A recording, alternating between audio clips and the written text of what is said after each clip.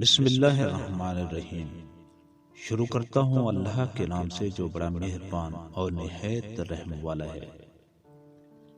ایک فوٹوگرافر نے اپنی دکان کے باہر بورڈ لگایا ہوا تھا جس پر درج ذیل 3 مختلف تحریریں لکھی ہوئی تھی۔ نمبر 1، 20 روپے میں آپ جیسے ہیں ویسی فوٹو بنوائیں۔ نمبر 2، 30 روپے میں آپ جیسا سوچتے ہیں ویسی فوٹو بنوائیں۔ اور نمبر 3، 50 روپے میں آپ لوگوں کے سامنے جیسے دکھنا چاہتے ہیں ویسی فوٹو بنوائیں۔ مرتے وقت اس فوٹوگرافر نے انکشاف کیا کہ مجھ سے ہمیشہ لوگوں نے صرف 50 روپے والی فوٹو ہی بنوائی۔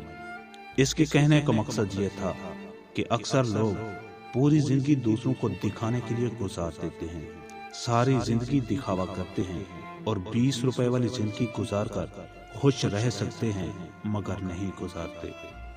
آپ جیسے بھی ہیں بہت اچھے ہیں، 20 روپے والی زندگی گزاریں، زیادہ خوش رہیں گے۔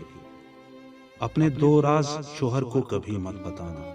نمبر 1، اگر کبھی آپ کو پیسوں یعنی خرچے کی ضرورت ہو اور آپ کو یہ لگے کہ شاید آپ کے شوہر کے پاس آج پیسے کم ہیں تو اس سے کچھ مت لیں بلکہ اچھے وقت کا انتظار کریں۔ اور نمبر 2، اگر آپ کا کسی بات پر دل دکھا ہو تو ہر بات پہ اپنے شوہر کے سامنے آنسو مت بہانا، اس طرح وہ سمجھے گا کہ آپ بہت بزدل اور کمزور ہیں۔